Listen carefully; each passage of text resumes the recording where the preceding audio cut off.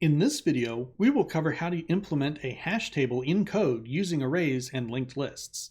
A hash table is a bit more complicated than several of the other data structures we've learned so far in this course, but the code itself is deceptively simple since we can rely on the techniques we've already learned for working with arrays and linked lists.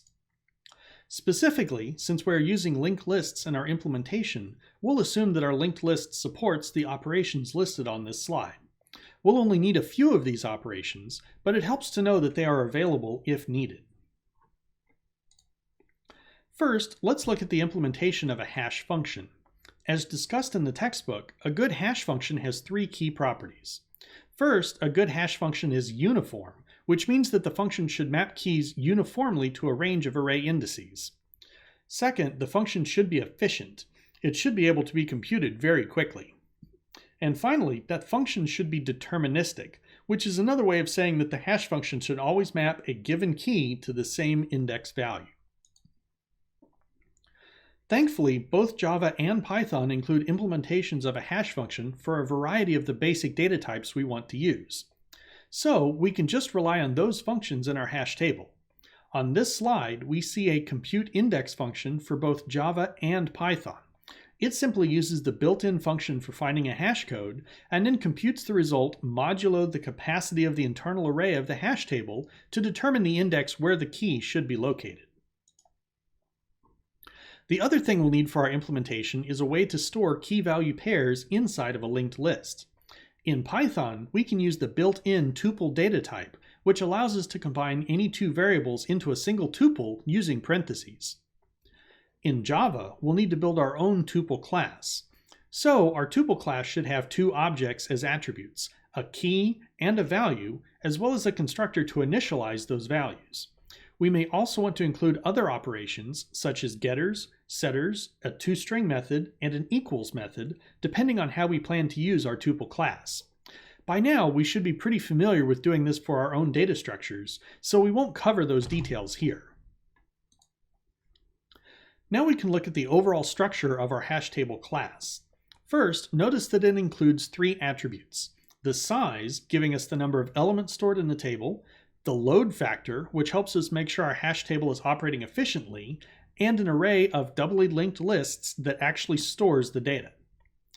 This slide also shows the constructor, which is very simple. In the constructor, we initialize our array to a given capacity or a default capacity of 16. In this case. Then we'll need to use a loop to initialize each element in the array to be an empty doubly linked list. Finally, we'll set the size to 0 and we'll set our load factor threshold to 0.75, which research has shown to be an effective balance between speed and memory usage. That's all we need to build our hash table class. Now let's take a look at a few operations to see how it works. Of course, we'll need an implementation of a compute index function to help us find the index of a key based on its hash. We've already shown examples of this function in both Java and Python, but here's the pseudocode showing how it works. It simply uses a hash function to compute the hash of a key, and then uses the modulo operation to convert that hash into an array index based on the capacity of our array. It's really that simple, and it's quite efficient. Now let's look at one of the more complex operations, put, which is used to add a new key-value pair to the hash table. The put operation contains several steps, so let's review each one. First, we use the compute index method to compute the array index where the given key should be placed in the array. In most of our hash table operations where we receive a key as input, this is usually the first step. Then we'll need to go to the linked list stored at that index of the hash table array and check to see if that key is in the list.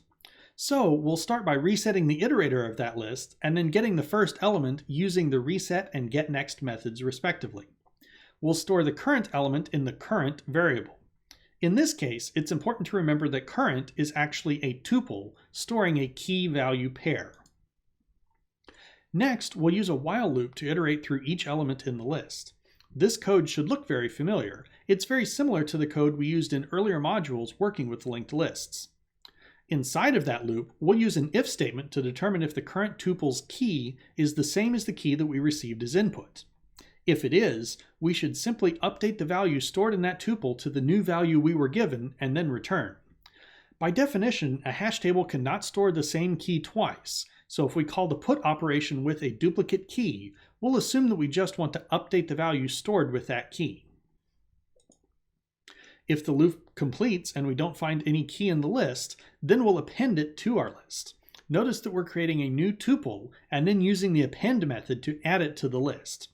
We'll also need to increment the size of our hash table by 1 since we've inserted a new key value pair. Finally, we'll need to check and see if our hash table has exceeded its load factor threshold. If so, we'll use the double capacity operation to increase the capacity and rehash all of the elements in the hash table. We'll look at how that operation works a bit later in this video. There we go. That's all it takes to add a new element to the hash table. It may seem a bit complex, but nearly all of this code is related to operations we've seen with other data structures. At this point, let's take a step back and analyze the performance of the put operation. Recall that the goal of our hash table data structure is to achieve constant time insertion. So what would the best case performance look like? Ideally, we want all of our elements evenly spread across the buckets of the hash table. If our load threshold is less than 1, that means we expect to have no more than 1 element per bucket in the best case, and in many cases we should have several empty buckets as well. So that means that the while loop in the put operation will look at no more than 1 element, and then the value is either updated if the key is found, or a new key value pair is appended to the list. Thankfully, appending to a linked list is a constant time operation, so in the best case, we can expect our put operation to also run in constant time. That means that as our hash table gets larger, the time it takes to add a new item to the list should remain constant. What about the worst case? What would that look like?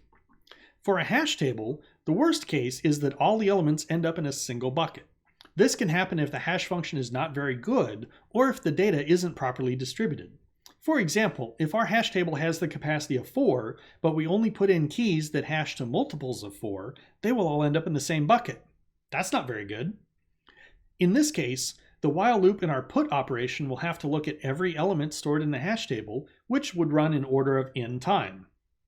At that point, the performance of our hash table is no better than a linked list. Thankfully, in the real world, this worst case scenario is very rare and unlikely to happen in practice as long as we have a good hash function. The get operation is nearly identical to the put operation. We'll start by getting the index of the bucket where we expect to find the key. Then we'll use the list iterator functions to iterate through the items in the list looking for the key we were given. If we find it, we can then return the associated value.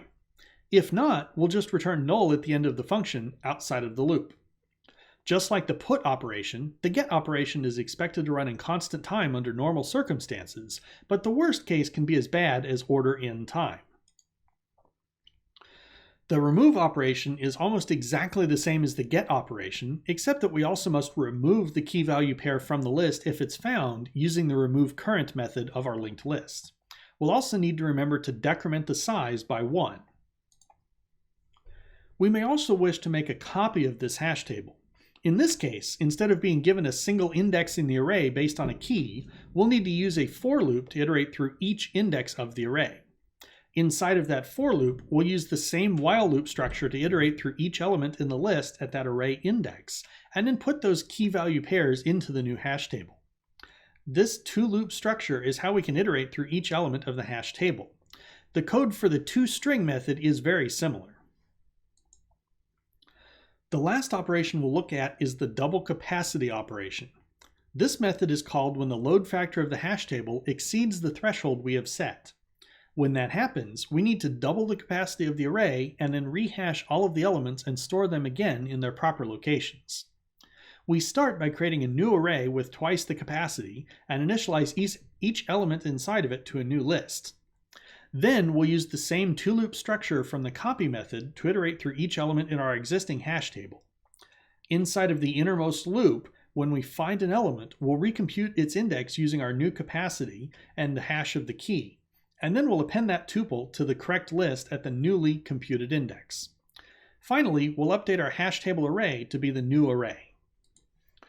In this video, we looked at pseudocode for several operations needed to build a hash table data structure. Thankfully, most of the code itself uses structures and techniques we are already familiar with.